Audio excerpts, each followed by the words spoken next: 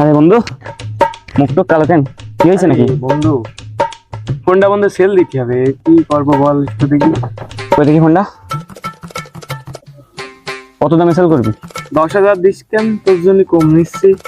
আচ্ছা তাহলে তুই এখন কারো কাছে সেল করিস না, বুঝলি? আমি বাড়ি থেকে আসি তারপরে তোর বলছি।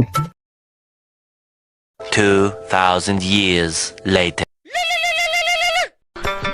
হ্যালো। ভাই আপনার ফোনটা কি সেল দিবেন? আরে না ভাই, ফোন টোন ব্যস্ত না, আর আমার বন্ধু ফোন নিতে চাইছে, ওকে দিয়ে দিচ্ছি।